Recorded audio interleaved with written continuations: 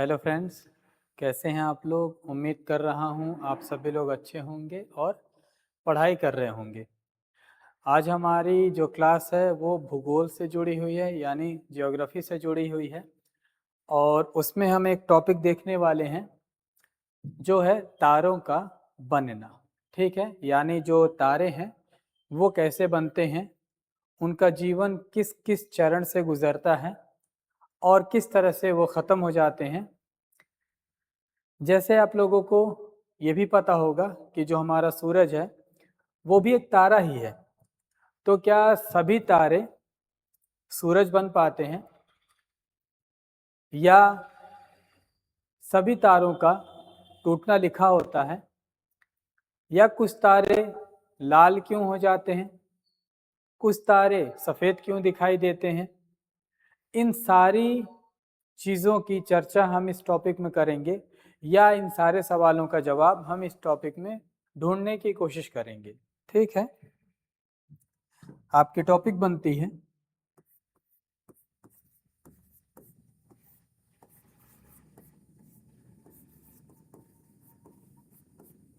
तारों का बनना और उनका जीवन चक्र। ये बन गया हमारा टॉपिक। ठीक है, इसी की चर्चा हम करने वाले हैं। इस पूरे टॉपिक को समझने से पहले दो बड़े शब्द या दो शब्दावलियों की जानकारी आपको हो जानी चाहिए, जिससे ये टॉपिक आपको समझने में बहुत ज़्यादा आसानी होगी। वो टॉपिक कौन से हैं या कौन से वो शब्द हैं? तो पहला शब्द आपका है जिसे हम कहते हैं नाभिकीय विखंडन। इंग्लिश में इसे कहेंगे न्यूक्लियर फिजन। और दूसरा है, आप लोगों को पता भी है बिल्कुल अच्छे से, नाभिकीय संलयन। इंग्लिश में कहते हैं न्यूक्लियर फ्यूजन। ये दो चीज़ें अगर आप लोगों को समझ में आ गई तो टॉपिक और भी अच्छे से समझ में आएगा। और मैं आप लोगों को पूरी कोशिश करूंगा कि इस टॉपिक के बारे में आप लोगों को एकदम अच्छे से समझ में आ जाए। ठीक है, देखिए नाभिकीय विखंडन ये बना हुआ है एक शब्द खंडन से। खंडन क्या होता है? किसी चीज का टूटना। ठीक है, खंडन का मतलब यही होता है। अब यहाँ एक शब्द है नाभिक, ठीक है ना, यानी न्यूक्लियस। नाभिक का टूटना। जब भी कोई चीज टूटती है तो उसके टुकड़े होते हैं, 2 टुकड़े 3 टुकड़े ऐसे ही होते हैं। तो नाभिकीय विखंडन का मतलब हुआ, किताब की परिभाषा के आधार पर, एक नाभिक जब अपने जैसे 2 नाभिकों में टूट जाए या बंट जाए तो उसे नाभिकीय विखंडन कहते हैं। ठीक है, लेकिन थोड़ा सा ये अलग होता है। कैसे अलग होता है? जैसे मान लीजिए एग्जाम्पल के लिए हम लेते हैं, ये कोई एक बिस्किट हो गई, ठीक है, और इसे हम क्या करते हैं, बीज से तोड़ने की कोशिश करते हैं। ऐसे इसे बीज से तोड़ा जाता है। तो जब इसे बीज से तोड़ा जाएगा तो ये कुछ इस तरह की आकृति बना लेगा। ठीक है, ये ऐसे करके 2 टुकड़ों में बट जाएगा। ये एक टुकड़ा हो गया और ये एक टुकड़ा हो गया। ये बिस्किट के 2 टुकड़े आपको दिखाई दे रहे हैं।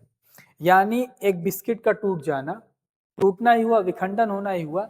लेकिन ये जो टुकड़ा एक है और ये जो टुकड़ा दूसरा बना है, और ये टूट करके कुछ इस तरह के टुकड़े से बना था।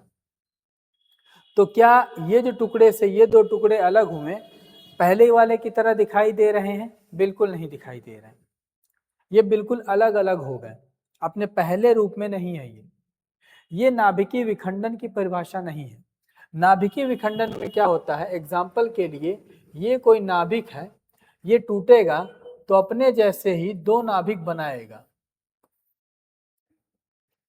ठीक है। यानी बिल्कुल भी किसी तरह से उनकी क्वालिटी नहीं बदलेगी, उनका रूप नहीं बदलेगा, उनका आकार नहीं बदलेगा, उनका रंग नहीं बदलेगा, उनकी संरचना स्ट्रक्चर वगैरह कुछ नहीं बदलेगा। वो होता है नाभिकीय विखंडन या न्यूक्लियर फ्यूजन। और इसका बहुत बढ़िया एग्जाम्पल है अमीबा। अमीबा का विखंडन, जब अमीबा अपनी प्रजाति को बढ़ाता है या अपने जैसी संतान उत्पन्न करता है तो वो मानव की तरह या जीवधारियों की तरह, जो भी जीवधारी हैं उनकी तरह वो प्रजनन नहीं करता है। उसके लिए दो शरीर या दो जीव नहीं या दो लिंग नहीं चाहिए होते हैं। वो अपने आप में ही विखंडित प्रक्रिया अपनाता है, अलग होने की प्रक्रिया या विभाजन की प्रक्रिया अपनाता है और वो अलग हो जाता है और अपने जैसी संतानें बना लेता है। तो नाभिकीय विखंडन का ये एक बेहतरीन एग्जाम्पल है। इससे पिछले वाले में कोई परिवर्तन नहीं होता। इस नाभिक से अगर ये नाभिक बना है तो ऐसा नहीं होगा कि इसमें कुछ कमी हो जाएगी, ठीक है। ये ठीक उसी तरह से है जैसे किसी एक दिए से या किसी एक कैंडल से बहुत सारी कैंडल्स या दियों को जला देना। अगर ऐसा करते हैं आप लोग तो ऐसा नहीं होगा कि पिछले दिए से आपकी रोशनी कम हो गई होगी। मैं क्या बोल रहा हूँ, मान लीजिए ये कोई एक दिया है, ठीक है, ये दिया है, इससे आपने बाकी के कई दिए जला दिए तो इससे इसकी रोशनी में कोई कमी नहीं होगी और ना इनकी रोशनी में कोई कमी होगी। वो दिया पहले की तरह ही अपनी रोशनी जगमगा रहा होगा। वैसे ही नाभिक भी होते हैं। नाभिक अपने जैसे नाभिक बनाएंगे विखंडित होकर के, लेकिन पहले वाले नाभिक की कोई क्वालिटी नहीं बदलेगी। इसे कहते हैं नाभिकीय विखंडन। अब नाभिकीय संलयन क्या होता है? नाभिकीय संलयन में ये जो प्रक्रिया है ये रिवर्स हो जाती है, अपोजिट हो जाती है। यानी दो नाभिकों का जुड़ करके एक नाभिक बना लेना, ये नाभिकीय संलयन या न्यूक्लियर फ्यूजन कहलाता है, ठीक है।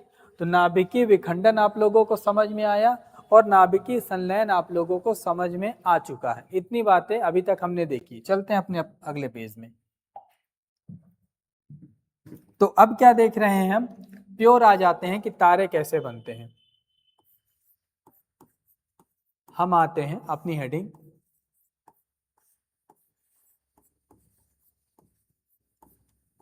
तारों का बनना। तारों को बनाने की कोशिश करते हैं। इसे समझने के लिए मैं आप लोगों के सामने तीन तरह की चीजें रखूंगा या तीन तरीके से इसे समझाने की कोशिश करूंगा। पहला मैं कोशिश करता हूं थोड़े से इंटरटेनिंग वे में या मनोरंजन के रूप में ये टॉपिक आपको समझ में आ जाए। दूसरा, मैं इसे शॉर्ट फॉर्म में या संक्षिप्त रूप में समझाने की कोशिश करूंगा।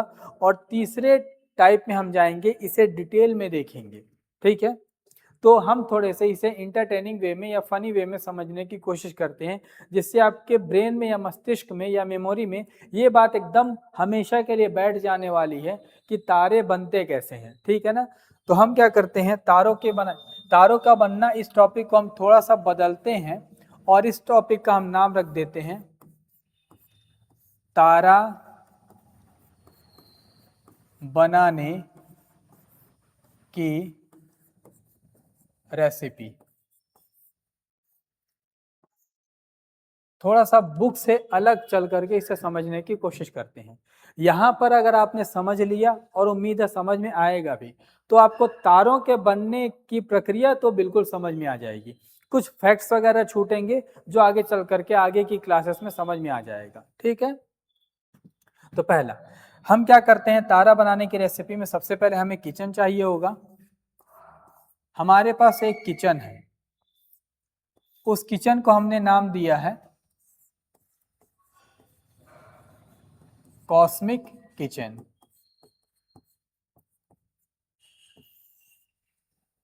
ठीक है, कॉस्मिक किचन, ये हमारे किचन का नाम हो गया। अब तारा बनाने के लिए कुछ सामग्रियां चाहिए होती हैं, इंग्रेडिएंट्स चाहिए होते हैं, और सामग्री की मात्रा भी निर्धारित करनी होती है। ठीक है, हम एक बर्तन भी लेते हैं, इसके बाद से एक बर्तन भी लेते हैं जिस बर्तन में इसे बनाया जाएगा।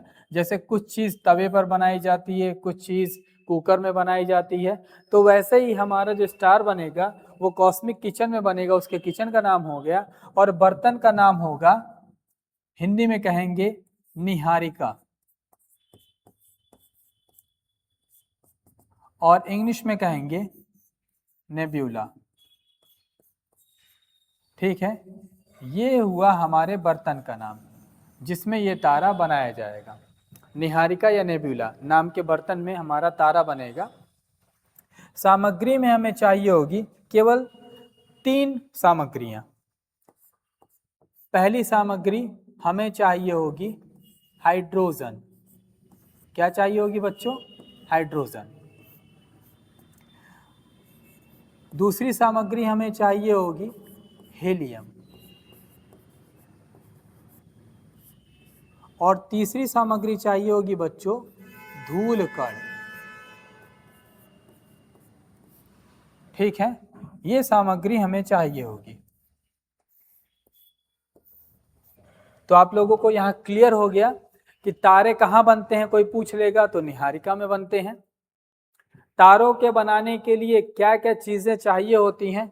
तो चाहिए होती है हाइड्रोजन, चाहिए होती है हीलियम, चाहिए होती है धूल। ठीक है, ये चीजें चाहिए होती हैं। अब इनको जोड़ने के लिए या मिलाने के लिए एक चीज चाहिए होती है जिसे कहेंगे हम गुरुत्वाकर्षण, इंग्लिश में ग्रेविटी। ये चाहिए होगी मात्रा। ठीक है, हाइड्रोजन लेंगे हम। अब जब भी कोई चीज किचन में बनाई जाती है, कोई भी खाद्य पदार्थ बनाया जाता है, तो उसके लिए मात्राएं भी तो डिसाइड होती हैं कि इतने चम्मच ये पड़ेगा, इतने चम्मच ये पड़ेगा, तब ये जो सामग्री है मिलने के बाद एक अच्छा व्यंजन तैयार कर पाएंगी। अगर ये मात्रा बिगड़ जाए तो वो जो हम बनाना चाहते हैं खाद्य पदार्थ, वो अच्छे से नहीं बन पाएगा। तो ठीक इसी तरह से तारे के बनाने के लिए भी इन सामग्रियों की मात्रा निर्धारित कर दी गई है। ठीक है, वो मात्रा है पहले हाइड्रोजन। हाइड्रोजन हम लेंगे 3 बड़े चम्मच। हीलियम हम लेंगे 1 बड़ा चम्मच, और धूल कण हम लेंगे 1 बड़ा चम्मच। ठीक है, हम अपने कॉस्मिक किचन में तारा बनाने की रेसिपी देख रहे हैं। इसके लिए हम एक बर्तन लेंगे जिसे कहेंगे निहारिका। निहारिका में हम मिलाएंगे हाइड्रोजन 3 बड़े चम्मच, हीलियम 1 बड़ा चम्मच, धूल कण 1 बड़ा चम्मच। ये मिला देंगे और उसको मिलाएंगे इन सारी चीज़ों को जोड़ने के लिए। जैसे कोई भी चीज़ हम बनाते हैं तो उसे या तो तेल के माध्यम से एक करते हैं, या चाशनी के माध्यम से एक करते हैं, या पानी से जोड़ते हैं। जैसे आटा गूंदना हो, उसमें थोड़ा सा नमक मिलाना हो, थोड़ा सा सोडा मिलाना हो, या और चीज़ें मिलानी हो, तो पानी के माध्यम से उन सारी चीज़ों को जोड़ते हैं। वैसे ही इन तीनों चीज़ों को, हाइड्रोजन को, हीलियम को, धूल कणों को जोड़ने के लिए गुरुत्वाकर्षण चाहिए। गुरुत्वाकर्षण, अब इन सारी चीज़ों को लेकर के, यानी हाइड्रोजन को, हीलियम को, धूल कण को और गुरुत्वाकर्षण को इतनी इतनी मात्रा में ले करके हम इस बर्तन में डाल देंगे, यानी निहारिका में डाल देंगे, और इसे मिलाना शुरू करेंगे। मिलाने के लिए हमें चाहिए होगा ताप या टेम्परेचर या फ्लेम। किचन वाले अक्सर फ्लेम का इस्तेमाल करते हैं। फ्लेम चाहे तो लो फ्लेम होगी, या मीडियम फ्लेम पे होगी, या हाई फ्लेम पे होगी। तो लो फ्लेम पर इसे नहीं बनाएंगे, हम इसे बनाएंगे मीडियम फ्लेम पर। और उसका टेम्परेचर अगर पूछ लिया जाए कि मीडियम फ्लेम का टेम्परेचर कितना होएगा, तो वो होगा 10 मिलियन डिग्री सेंटीग्रेड। इस टेम्परेचर पे हम इन तीनों चीज़ों को इस चौथे चीज़ के माध्यम से इस बर्तन में मिलाएंगे। मिलाते जाएंगे, चलाते जाएंगे, मिलाते जाएंगे, चलाते जाएंगे। कितने देर तक चलाना है? जैसे कुछ चीज, जैसे मैगी को चलाना 2 मिनट तक, या और सारी चीजें बनानी है तो इतने देर तक चलाना है। वैसे इन सारी चीजों को भी चलाया जाएगा। कितने सालों तक चलाया जाएगा, कितने दिनों तक? इसे चलाया जाएगा अरबों वर्षों तक। अरबों वर्षों तक इसे हम क्या करेंगे, इस मीडियम फ्लेम पर यानी 10 मिलियन डिग्री सेंटीग्रेड पर इसे चलाते रहेंगे। तो जब ऐसा चलाएंगे हम और अरबों वर्ष पूरे हो जाएंगे तो हमें एक व्यंजन मिल जाएगा जिसे कहेंगे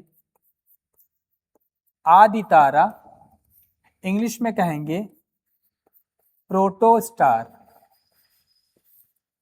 प्रोटोस्टार। अब ये जो तारा है ये नहीं बना है, तारे से पहले की प्रोसेस है। जैसे आपने मानव सुना होगा, और मानव से पहले की प्रजाति आदि मानव कहलाती थी, ठीक है। मानव से पहले की प्रजाति आदि मानव।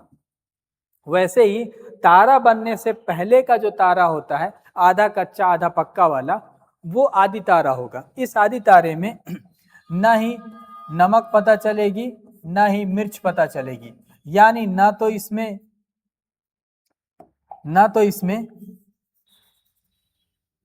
प्रकाश होगा, नमक व्हाइट होता है इसीलिए प्रकाश से हम उसको समझ रहे हैं, और मिर्च मतलब एकदम ऊर्जा, ठीक है। तो इस तारे में शॉर्ट में क्या बता दिया मैं आप लोगों को, जो आदि तारा बनेगा उसमें ना प्रकाश होगा ना ही ऊर्जा होगी, लेकिन इसका जो केंद्र होगा वो क्या होगा, सघन होगा। जो कोर होगा इसका वो डेंसी होगा, ठीक है ना।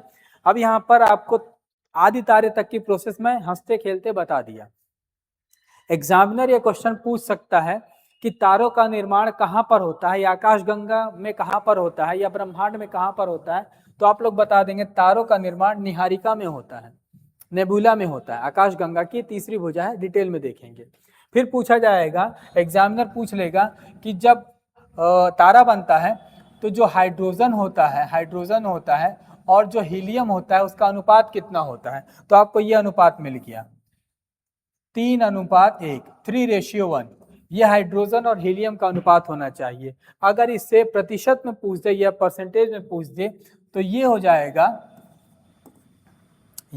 आपका, 1 मिनट,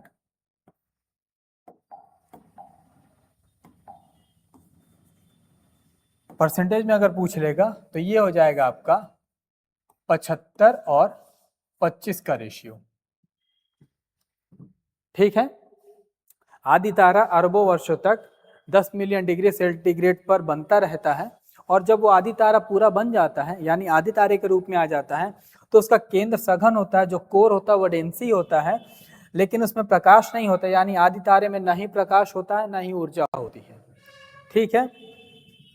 अब इसी तारे को हम क्या करेंगे, इसी आदि तारे को कुछ और देर तक, जो फ्लेम थी हमारी मीडियम फ्लेम, उस फ्लेम को हम हाई कर देंगे। हाई फ्लेम का मतलब ये हुआ हम इसे ले जाएंगे 15 मिलियन डिग्री सेंटीग्रेड पर, और जब इतने मिलियन डिग्री सेंटीग्रेड पर फिर करोड़ों सालों तक, अरबों सालों तक इसे पकाते रहेंगे, चलाते रहेंगे, मिलाते रहेंगे, तो हमें मिल जाएगा हमारा अंतिम उत्पाद, अंतिम व्यंजन तारा। इसमें प्रकाश भी होगा, यानी किचन की भाषा में नमक भी पता चलेगा। इसमें ऊर्जा भी होगी, यानी रसोई की भाषा में इसमें मिर्च का भी पता चलेगा, मसालों का भी पता चलेगा, ठीक है। अब आप लोगों के दिमाग में बहुत अच्छे से ये बात आ चुकी होगी तारा कैसे बन रहा है। सबसे पहले निहारिका में हीलियम, हाइड्रोजन और धूल कण मिलाए जाएंगे। इन तीनों चीज़ों को गुरुत्वाकर्षण के माध्यम से मिलाया जाएगा। टेम्परेचर 10 मिलियन डिग्री सेंटीग्रेड अरबों वर्षों तक बना रहेगा, तो ये आदि तारा बनेगा। आदि तारे में प्रकाश नहीं होता है, ऊर्जा नहीं होती है, और उसका जो केंद्र होता है वो सघन होता है, ठीक है, डेंसी होता है, सॉलिड होता है, ठीक है। उसके बाद से इसको और टेम्परेचर दिया जाएगा और कुछ समय दिया जाएगा, तो उसमें प्रकाश भी आ जाएगी, ऊर्जा भी विद्यमान होगा, और वो कहलाएगा तारा। अब व्यंजनों के साथ यही होता है, अगर एक एग्जैक्ट टेम्परेचर तक उन्हें पकाया जाएगा तो बहुत अच्छे से वो पक करके बन करके हमें मिलते हैं। जो एक स्वादिष्ट उत्पाद के रूप में हमें दिखाई देते हैं। लेकिन अगर उस टेम्परेचर को न रोका जाए और उस व्यंजन को न उतारा जाए, न बंद किया जाए, तो वो जलना शुरू हो जाता है। वैसे ही तारे के साथ भी होता है। अगर इस तारे को लगातार और फ्लेम दी गई और टेम्परेचर दिया गया तो ये तारा लाल कलर का दिखाई देता है, जिसे हम लाल तारा या लाल दानव या रक्त दानव और इंग्लिश वाले इसे रेड जायंट कहते हैं। ये बन जाता है, लाल तारा बन जाता है। ठीक है, अब अभी भी टेम्परेचर न रोका गया इसका, यानी इस व्यंजन को अभी नहीं, अब ये तारा जो बन गया है इसे आराम से आप अपने फ्रिज में, कॉस्मिक फ्रिज में रखिए, कई दिनों तक खाइए। कई दिनों का मतलब ये जो तारा बना है अब ये अरबों वर्षों तक इसी रूप में रहेगा, अरबों वर्षों तक ये खराब नहीं होने वाला, ये जो व्यंजन आपने बनाया है। ठीक है ना, इसे और टेम्परेचर देते गए और टेम्परेचर देते गए तो ये लाल तारा या लाल दानव या रक्त दानव या रेड जाइंट बन जाएगा। इसे रेड जाइंट स्टार कहते हैं या लाल तारा कहते हैं। फिर भी टेम्परेचर आपने नहीं रोका तो व्यंजन के साथ क्या होता है, वो व्यंजन एकदम काला पड़ जाता है जल करके। तो अगर अभी भी इसे नहीं रोका गया तो वो क्या होगा, एकदम ब्लैक हो जाएगा, यानी एकदम जल जाएगा और क्या हो जाएगा, ये खत्म हो जाएगा। ठीक है, ये छोटी सी बात मैं आप लोगों को थोड़ी सी अच्छे से समझाने की कोशिश किया कि तारा कैसे बनता है। उम्मीद है आप लोगों को ये पूरी प्रोसेस समझ में आई होगी। एक बार इसे समराइज करते हैं स्पीड से। ठीक है, हम देखने वाले थे अपने तारा बनाने की रेसिपी को। हमारे किचन का नाम था कॉस्मिक किचन, और जिस किचन में ये बनाया जाएगा उसे कहेंगे निहारिका नेब्यूला। सामग्री चाहिए होगी हाइड्रोजन, हीलियम, धूलकण और मिलाने के लिए गुरुत्वाकर्षण। मात्रा होगी हाइड्रोजन 3 बड़े चम्मच, हीलियम 1 बड़ा चम्मच, धूलकण 1 बड़ा चम्मच। इन तीनों चीजों को गुरुत्वाकर्षण के माध्यम से मिलाया जाएगा। मिलाने के बाद इस बर्तन में डाल दिया जाएगा। इस बर्तन में उसे मीडियम फ्लेम पर रखा जाएगा और लगातार उसे मिलाया जाएगा। अरबों वर्षों तक ये प्रक्रिया चलती रहेगी। तब उसमें क्या होगा, हमें आदि तारा प्राप्त होगा। आदि तारे का केंद्र सघन होगा, उसमें जो मिर्ची है और नमक, ठीक है, यानी प्रकाश और ऊर्जा नहीं होगी, लेकिन उसका केंद्र सघन होगा। उसे और टेम्परेचर दिया जाएगा और कुछ समय तक उसे मिलाया चलाया जाएगा तो हमें तारा बनकर के मिलेगा जिसमें प्रकाश और ऊर्जा होगी। उसे और टेम्परेचर दिया गया तो वो जलने लगेगा, खराब होने लगेगा। जो लाल तारा होगा, टेम्परेचर को अभी भी न रोका गया तो वो काला होकर के खत्म हो जाएगा। ठीक है, ये था थोड़े से आसान भाषा में समझाने का मेरा प्रयास। अब इसे बुक की भाषा में समझने की कोशिश करते हैं, लेकिन अभी भी इसे बड़े फॉर्म में नहीं समझेंगे, शॉर्ट में पूरी चीजों को समझते हैं। जैसे यहाँ पर किचन की भाषा, अब थोड़ी सी पुस्तक की भाषा या बुक की लैंग्वेज में इसे शॉर्ट रूप में समझने की कोशिश करते हैं। अगले पेज में आ जाइए। तो सबसे पहले होता है हमारा ब्रह्मांड। दिखाई दे रहा है ना, बढ़िया। ब्रह्मांड के बाद ब्रह्मांड में मिलती है हमारी आकाश गंगा, हमारी गैलेक्सी। आकाश गंगा में हमें मिलती है तीसरी भुजा। आकाश गंगा में ही उस तीसरी भुजा को हम बोल देते हैं निहारिका। ठीक है, ठीक है। ब्रह्मांड यानी हम समझेंगे इंग्लिश में कॉस्मोस। आकाश गंगा यानी गैलेक्सी। निहारिका यानी नेब्यूला। निहारिका में क्या क्या चीजें, धूल कण, या जिसे हम बादल कहेंगे, या जिसे हम मेघ भी कह सकते हैं। ठीक है, यानी हम इसे क्लाउड भी कह सकते हैं या हम इसे ऑर्ट क्लाउड भी कह सकते हैं। ये सारी चीजें होंगी। ठीक है, इस धूल कण के बादल में क्या क्या मिलेंगी, दो चीजें। एक मिलेगा हाइड्रोजन, ठीक है, और एक मिलेगा हीलियम। ये दोनों चीजें मिलेंगी, धूल कण मिलेंगे, और उसके बाद से क्या बन जाएगा, क्या मिल जाएगा हमें, आदि तारा या भ्रूण तारा। इंग्लिश में आदि तारा को कहेंगे प्रोटोस्टार और भ्रूण तारा को कहेंगे एम्ब्रियो स्टार। ये मिल जाएगा। इसके बाद हमें मिलेगा तारा यानी हमारा स्टार। ठीक है, तारे के बाद हमें मिलेगा लाल या रक्त दानव या इंग्लिश में हमें मिलेगा रेड जायंट। ये मिल जाएगा। अब यहां तक की कहानी तो समझ में आ गई। इसके बाद से एक चीज आपको याद रखनी है, एक नंबर जिसे हम कहते हैं 1.44 ms या 1.4 ms। ठीक है, इसको अभी समझाऊंगा, लेकिन पहले इससे पहले तारों के लिए कुछ चीजें समझिएगा। ये एक द्रव्यमान है, ठीक है ना, द्रव्यमान है। तो यहां पर मैं आप लोगों को समझा रहा हूं, दो परिस्थितियां बनती हैं। अगर ये जो लाल तारा है या रेड जायंट है या लाल दानव है, इसका द्रव्यमान, ठीक है, इसका द्रव्यमान, इसका मास अगर 1.44 ms से कम हो गया या इसके बराबर हो गया। क्या बोला मैं? अगर इस लाल दानव का या रेड जायंट का द्रव्यमान 1.4 ms या 1.44 ms से कम हो गया या इसके बराबर हो गया, तो क्या होगा? ये जो लाल दानव है ये बन जाता है श्वेत वामन यानी सफेद तारा। इंग्लिश में कहते हैं व्हाइट ड्वार्फ। ये बन जाता है। ठीक है, इसके बाद से ये तारा बन जाता है जीवाश्म तारा। जीवाश्म तारा, इंग्लिश में इसे कहेंगे फॉसिल स्टार, जीवाश्म तारा। और फिर ये बन जाता है काला वामन यानी ब्लैक ड्वार्फ।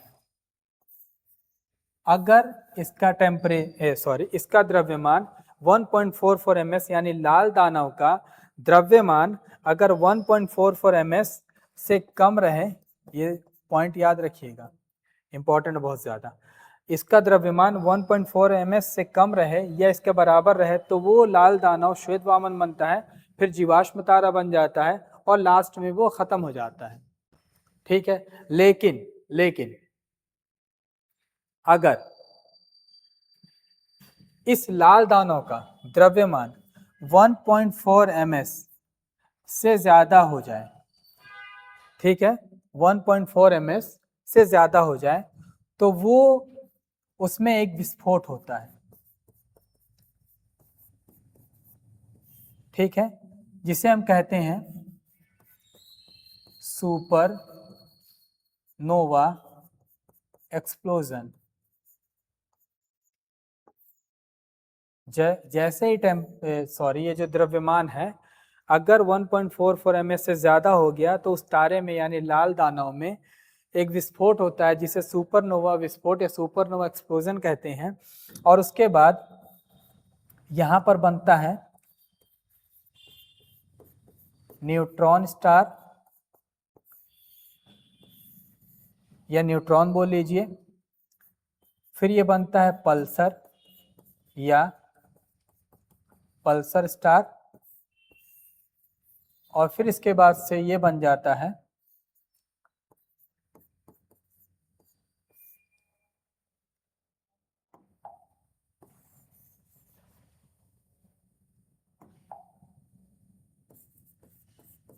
कृष्ण छिद्र या कृष्ण वीवर या श्याम वीवर या ब्लैक होल। ठीक, थोड़ा सा इधर कर देते हैं।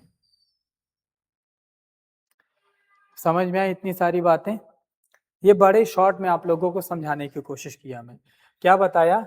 ब्रह्मांड में आकाशगंगा के निहारिका में धूल कण बादल इकट्ठा होते हैं, उनके साथ हाइड्रोजन और हीलियम मिलता है, ठीक है, तब बनता है आदि तारा। आदि तारे के बाद बनता है तारा, ठीक है, तारे के बाद बनता है लाल दानव या रक्त दानव या रेड जाइंट। रेड जाइंट का अगर द्रव्यमान 1.44 ms से कम हो जाए या बराबर हो जाए तो लाल तारा, श्वेत तारा यानी श्वेत वामन या व्हाइट ड्वार्फ बनता है। इसके बाद से ये जीवाश्म तारा यानी फॉसिल बन जाता है, कचरा बन जाता है, कुछ नहीं रहता, और बाद में ये बुझ जाता है, खत्म हो जाता है, ठीक है ना। यानी यहाँ पर जीवाश्म की बात है, यहाँ पर उसके खत्म हो जाने की बात है। अगर लाल दानव या लाल तारे का द्रव्यमान 1.44 ms से ज़्यादा हो जाए तो उसमें होता है सुपरनोवा एक्सप्लोजन, एक विस्फोट होता है। विस्फोट के बाद वो बनता है न्यूट्रॉन या न्यूट्रॉन स्टार, फिर उसके बाद से वो बनता है पल्सर स्टार, या इसको एक भी मान सकते हैं, कोई दिक्कत नहीं, कई किताबों में ये एक भी लिया गया, न्यूट्रॉन बनता है या पल्सर बनता है। उसके बाद से लास्ट में बन जाता है कृष्ण छिद्र या कृष्ण वीवर या श्याम वीवर या ब्लैक होल। यहाँ पे भी ये ब्लैक हो करके खत्म हो रहा था, लेकिन ये ब्लैक ड्वार्फ था, बौना तारा था काले कलर का, ठीक है। यहाँ पर भी वो ब्लैक होगा, लेकिन ये तारा जो होगा ये ब्लैक होल होगा, सबसे शक्तिशाली। इसमें सब कुछ इनफाइनाइट होगा, इसकी डेंसिटी इनफाइनाइट, इसका गुरुत्वाकर्षण इनफाइनाइट, लेकिन इसका मास इनफाइनाइट, लेकिन होगा छोटा सा ही, ठीक है। इतनी बातें समझ में आ गई।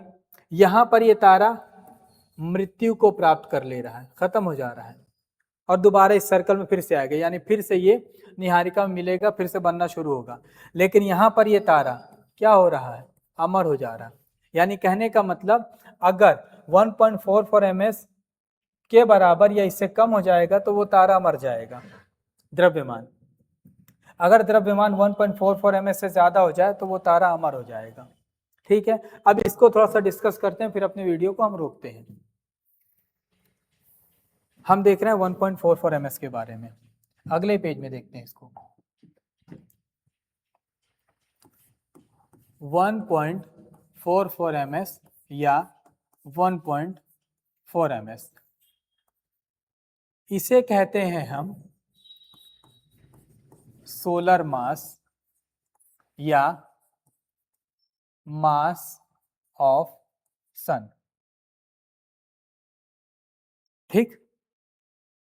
यानी ये कहलाता है सौर द्रव्यमान, या ये कहलाता है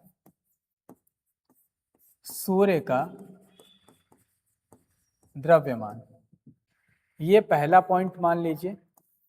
अब इसमें दूसरा पॉइंट क्या देखेंगे, इसकी खोज की थी भारतीय खगोल भौतिकीविद, इंग्लिश में इसे कहते हैं एस्ट्रोफिजिसिस्ट।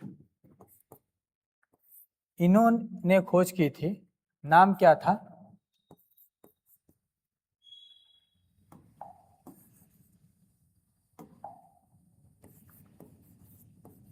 सुब्रमण्यन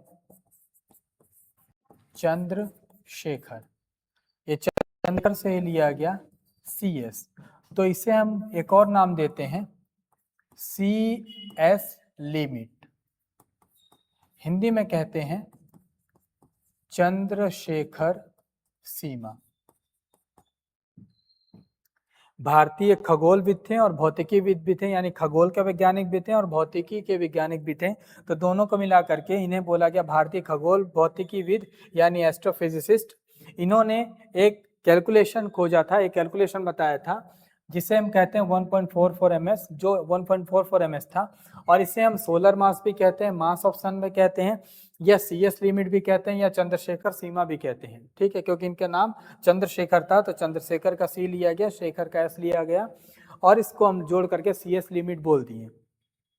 इन्होंने इसकी खोज कब की थी?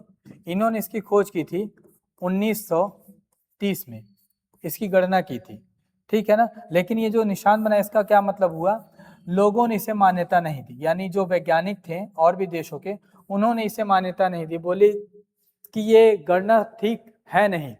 लेकिन बाद में इस पर रिसर्च लगातार होने लगी, और जब रिसर्च हुई तो आगे चल करके इसे सही माना गया, और 1983 में 1983 में इसी खोज के लिए, यानी इस गणना के लिए चंद्रशेखर साहब को क्या दिया गया, नोबेल प्राइज दिया गया, नोबेल पुरस्कार दिया गया इस फील्ड का, ठीक है। जब इन्होंने इसकी खोज की थी, ये गणना की थी, तो उनकी उम्र उस समय मात्र 23 वर्ष थी लगभग। इतनी कम उम्र में ये सौर द्रव्यमान खोज दिए, यानी सूरज का मास बता दिए। लेकिन मानने वाले इतनी जल्दी मानते नहीं है, नहीं माने। 1930 में ये खोज करते हैं, 1930 में, और बाद में खोज करके सभी वैज्ञानिक जब कैलकुलेट कर लिए तब माने कि ये गणना एकदम सही की गई है, और 1983 में इसी चीज के लिए इन्हें नोबेल प्राइज दिया गया, ठीक है। उन्होंने बताया कि जब किसी सौर जो सेलेस्टियल बॉडीज हैं या सोलर पिंड हैं, अगर उनका द्रव्यमान इतना हो जाएगा तो आपको प्रक्रिया बताया क्या होगी, और इतना अगर कम हो जाएगी तो क्या होगी, ठीक है। इतनी बातें आप लोगों को समझ में आ गई होंगी। क्या क्या चीजें मैं आप लोगों को समझाया। सबसे पहले हमारी जो हेडिंग बनी थी वो था तारों का बनना, जिसमें हमने नाभिकीय विखंडन और नाभिकीय संलयन को देखा कि नाभिकीय विखंडन क्या होता है, एक नाभिक का दो नाभिकों में टूट जाना, जैसे अमीबा का विखंडन। नाभिकीय संलयन, न्यूक्लियर फ्यूजन क्या होता है, दो नाभिक का जुड़ करके एक नाभिक बना लेना। फिर हम अपने अगले पेज में क्या देखें, तारा बनाने की रेसिपी को देखें, जिसमें हमने देखा हम अपने कॉस्मिक किचन में एक बर्तन लेते हैं जिसको बोलते हैं निहारिका, उसमें कुछ सामग्रियां डालते हैं, हाइड्रोजन, हीलियम, धूलकण और गुरुत्वाकर्षण, जिससे इन तीनों चीज़ों को मिलाया जाए। उसकी मात्रा हमने हाइड्रोजन की 3 बड़े चम्मच, हीलियम की 1 और 1, इसको मिलाया हमने, और टेम्परेचर इतना दिया 10 मिलियन डिग्री सेंटीग्रेड, यानी मीडियम फ्लेम पर अरबों वर्षों तक पकाया, तो वो बन गया आदि तारा, जिसमें प्रकाश और ऊर्जा नहीं थी। इसको और ज़्यादा फ्लेम दिया गया, हाई फ्लेम पर और ज़्यादा समय दिया गया, तो ये बन गया तारा जिसमें प्रकाश और ऊर्जा थी, और वो हमें तारे के रूप में प्राप्त हुआ। इसको टेम्परेचर लगातार और देते गए तो वो लाल तारा बना, और ज़्यादा दिया गया तो वो जल करके ख़त्म हो गया, यानी काला तारा या ब्लैक ड्वार्फ बन गया ये। इसके बाद से फिर हम अपने अगले पेज में गए थे, जहां हमने बुक की भाषा के आधार पर समझा कि तारे किस तरह से बनते हैं, ठीक है। ये पूरी बातें समझाने के बाद मैं आप लोगों को समझाया कि 1.44 ms क्या है, किसने खोजा, कब खोजा, कहाँ के थे, कौन से विषय से थे, और किस तरह से उन्हें कब नोबेल प्राइज दिया गया, ठीक है। इसके बाद से अब अगली वीडियो में हम इसी टॉपिक को देखेंगे, लेकिन आप थोड़ी सी डिटेल में देखेंगे, जिससे हमारा कंसेप्ट भी क्लियर हो जाए, हमारा फैक्ट भी क्लियर हो जाए, और कुछ कुछ जो छोटी छोटी बातें हैं उस पर भी हमारा ध्यान बन पाए, ठीक है। तो बाकी बातें हम देखते हैं अपनी अगली वीडियो में। तब तक चैनल को सब्सक्राइब करिएगा, लाइक करिएगा, वीडियो को शेयर करिएगा, अच्छे कमेंट्स करिएगा। VS क्लासेस समलई बेहतर से जुड़कर बेहतरीन बने। Thanks a lot, bye, take care, खुश रहिए और पढ़ाई करते रहिए।